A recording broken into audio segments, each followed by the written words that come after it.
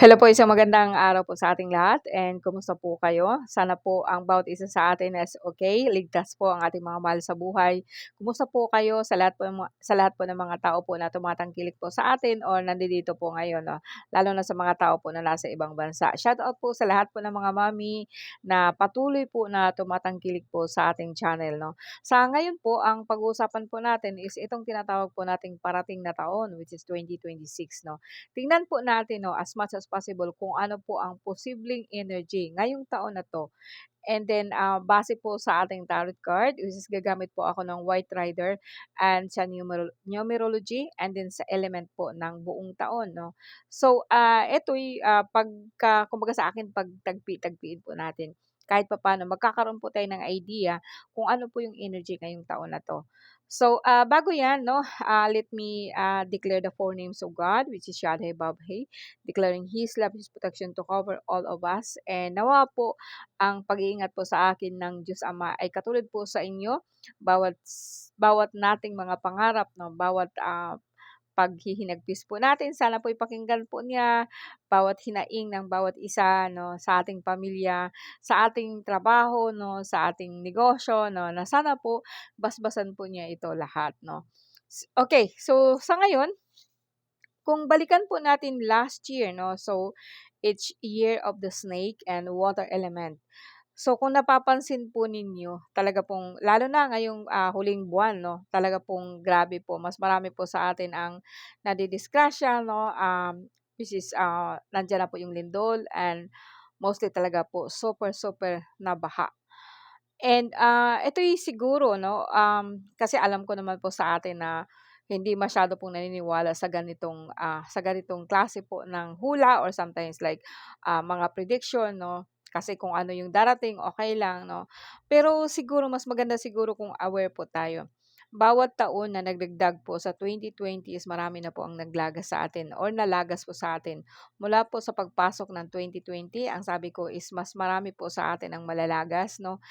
And, last year sinabi ko rin po sa inyo na sinabi na nga po sa akin na sabihin ko sa inyo, magbigay po ako ng mensahe na ang tubig hindi na po siya dadaan sa ilog kundi dadaan po sa mga kabahayan. And, kaya lang po kahit anong gawin ko, is just like more sa atin is like busy 'no, busy po sa pagliligtas po ng ating mga ari-arian 'no. And, sana nga po is makapagbigay po ako sa inyo ng mensahe na tama po 'no, na para po sa atin na hindi po natin dapat katakutan ang kalikasan 'no.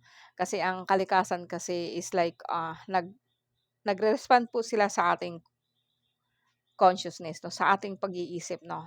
So, kung marami sa atin po ang yung parang pabaya sa ating sarili, yung bagang hindi mo binibigyan halaga ang iyong kasiyahan, hindi mo binibigyan ang iyong sariling, kapakanan.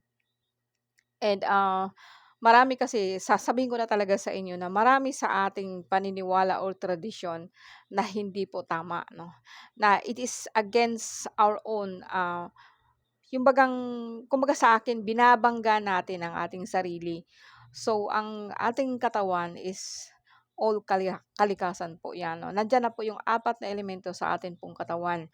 So, etong parating po na taon which is Year of the Horse and Fire element, nandiyan na po talaga yung umpisa pa lang po nga ang taon na 'to, eh. Actually mag-start po siya base po sa astrology or Chinese astrology is mag-start po siya by February. Yung tinatawag po nating element po niya which is fire, Year of the Horse, something like that 'no. Pero sa akin, more on sa energy po tayo na dun po talaga ako nagbabase 'no.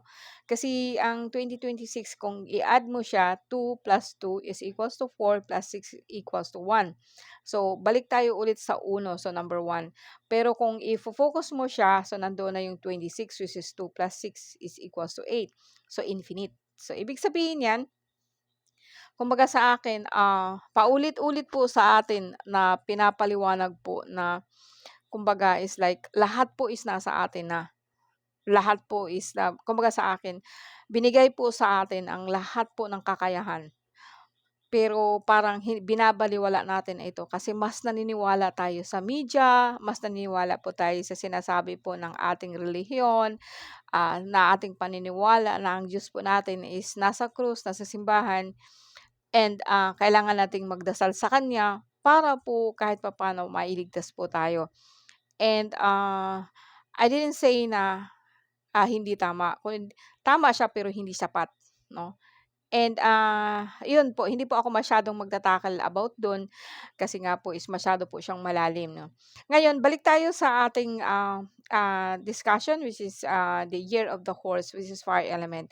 Now kung titingnan natin sa ating tarot card, which is I use, White Rider, talaga dalawa po ang magre-resemble po ng ating, in fact tatlo, 'no, tatlong major arcana and limang minor arcana. So ang titingnan po natin dito is yung Knight of ano, which is also horse, and this is an Knight of Pentacles, which is na parang kumbaga sa akin is kalma, masyado po siyang kalma, very trusting siya sa pera niya, nagtatiwala siya sa pera niya.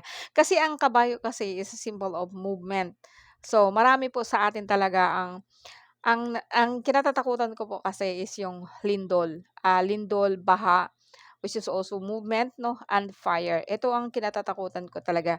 Kasi nga po ito ang mas malaki po na parating ngayong taon na 'to, 'no.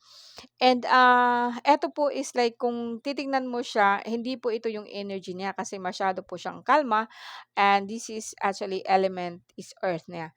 And pagdating naman dito sa sword, element, 'no, element of no, I mean Knight of Sword is also a horse which is fighting each other. Hindi naman ito yung kumbaga sa akin, rumaragasa, 'no, hindi po ito yung parang parang element ngayong taon na 'to.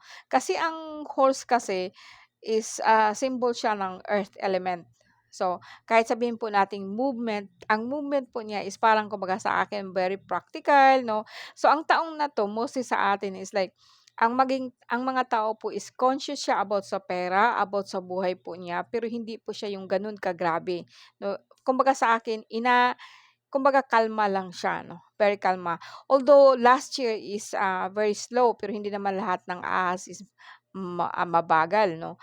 And ang last year actually is a symbol of, pagpapalit po ng balat, pagpapalit po ng skin, 'no. So, ngayon naman po is ito po yung tinatawag po natin na movement ulit siya, 'no, panibagong from the time po na nagbago ka po ng pananaw mo is also shedding your skin as kung gagamitin po siya ng simbolos, nandiyan na rin po yung tinatawag po natin na pagbabalat kayo, 'no, nandiyan na rin po yung hindi totoo.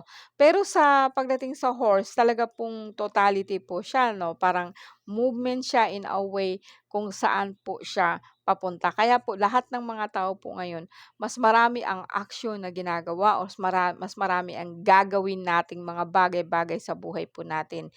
Now kung titingnan mo, this is an ano, symbol of fire, and a horse, this is Knight of Wands, kung titingnan po natin sa card. So, ngayon eto, actually, sabihin po natin na yung kabayo niya is talaga pong ano, mabilisan, pero masasabi ko po na ang driver actually or rider, 'no, na tayo, 'no, tayo na nakiki-ride on is just like parang alam mo kung anong gagawin kahit anong, riot pa ang mangyari, kahit anong bilis po ng pangyayari is like kalma po ang bawat isa po sa atin. Which is I like, 'no, gusto ko ang energy na 'to kasi parang kumbaga sa akin kahit mabilis po ang pangyayari, pero naka-planted pa rin yung sarili mo sa lupa, 'no. I know not everyone, pero parang sa akin is just like eto yung energy na nakikita ko. Pero kung dagdagan po natin, which is 20, which is 2 plus 2 is 4 plus 6 equals to 1. So ito yung, kinalalabasan pagdating po sa major arcana, which is the magician. So kung pagsabayin po natin eto, mas marami sa atin ang gagamit po ng super o sabihin po natin na mahika. Magician is something like ano ba ang kasunod ng ginagawa po ng isang, magician. So depende siya kung anong kasunod, 'no. Pero kung 1 and 2 like ang ganda po ng energy niya. So kung susumada mo siya lahat-lahat po is just like pagsisikapan po natin lahat or mostly sa atin, pagsisikapan po natin lahat na magtatagumpay tayo ngayong taon na 'to. Although marami sa atin ang maggi-giveaway kasi marami talaga po ang magbabago pagdating sa trabaho, hindi na siya katulad nung dati. So kung napansin ninyo sa mga kaedad ko ngayon na mahigit ng 50, ang mga bata ngayon sobra na po 'no, hindi na po talaga sila nakokontrol, hindi na masyadong kung ano ang gusto nila nangyayari po 'yun. So ang magagawa po talaga natin is like makikisabay po or like kahit papaano iwanan mo na po yung tradisyonal na alam mo. Oh, kasi po talaga pong magkakaroon lang po kayo ng problema sa bahay kapagka lahat i-implement mo yung pagiging istrikto mo, namamalo ka 'no, hindi na po siya masyadong ano ngayon. Although sa alam ko po na mas marami pa ring magulang na bayolente sa mga anak niya. Pero sa akin, let's face it, talaga pong nagbabago na po yung mga kabataan ngayon, nagbabago na po yung energy. Ngayon, ang susunod natin dito is just like, yes, the sun, which is kung titingnan mo dito is, also, riding a horse 'no, kung titingnan po natin and the sun. Kaya nga mas nakikita ko dito, eto din po is also riding a horse, this is major arcana and it means to say the death or pagbabago or change. So this one is also another a new beginning, new project. Same thing with number one. The number one, the magician, the sun, and the death is also all symbol of transformation. It's also symbol of new beginning. No, actually, death is not the end, but beginning of something. So, kumbaga sa akin, meron kang gustong tapusin sa buhay mo this year, and gusto mo naman magbago na magbago-bago. I mean to say, from being, so poor and then being abundance gano'n or talaga po bang magbabago ang pag-uugali mo 'no, parang kumbaga sa akin maka-realize ka kung ano talagang gusto mo sa life mo and gusto mo magbago ng ganito. Kasi hanggang sa hindi mo siya hindi magbabago talaga ang buhay mo 'no, kahit ano pang, energy ang gagamitin mo diyan. Alright, now balik tayo doon sa 2026, ang pinakamaswerte 'no, sa ngayon, taon na 'to. So, sa last year alam kong hirap po ang Leo, Aries, Sagittarius. Hirap na hirap po sila last year kasi ang tubig at saka apoy matinding kaaway po 'yan. Lahat po ng energy ng Leo consume po siya ng emotion niya last year or this year 'no. So hindi pa naman nag-end po ngayong taon na 'to. And, ngayon po is apoy. So kabaliktaran po ng last year na tubig, ngayon naman po is apoy. So ngayon po ang mga tao, nung nakaraang or itong taon na 'to, kung ang Leo po this time is nada-drown po sila ng emotion nila, sila naman po ngayon ang kumbaga sa akin, sila po ngayon ang magra-rise ngayong taon na 'to. So Leo, Aries, Leo, Sagittarius, Gemini, Libra, Aquarius ngayong taon na 'to. So eto yung mga ano na mag magkatugma. Kumbaga sa akin kahit ang Gemini at saka Sagittarius magandang partner po. And, Aquarius, Aries 'no, Libra 'no, Leo to Gemini, Leo to Libra, basta po ang air at saka ang apoy is magkasama po sila. Pagdating po sa intellect, both parehas po sila sa isip ang gumagana or sa intellect nila. Ngayon ang Virgo, so medyo hindi masyadong matatamaan or hindi masyado po na magkakaroon ng, ah, yung bagang hindi masyadong magbubunga po ang mga lahat po ng mga pagsisikap ninyo ngayong taon na 'to. And Taurus and Capricorn is the same 'no, kasi ang fire element both ang earth sign kasi magka-match din po sila ng kabayo, kasi ang kabayo is earth sign. So, kung ang Virgo, Taurus, Capricorn, i-align ninyo ang isip ninyo kung ano ang dapat po ninyong gawin, kung magpaplano kayo, and then gagawin at gagawin talaga ninyo. So, possibility po na mas malalamangan pa ninyo ang lahat po ng, like sasabihin po natin na lahat ng air sign at saka lahat ng fire sign. Now, pagdating naman po sa water sign ngayong taon na 'to, kayo naman po talaga po ang mahihirapan. Kasi mahirapan po talaga mag-combine unless po talaga marunong kang magdala po ng iyong emotion. Kasi ang kasi ang kasi ang fire kasi at saka ang water sign, both emotion 'yan.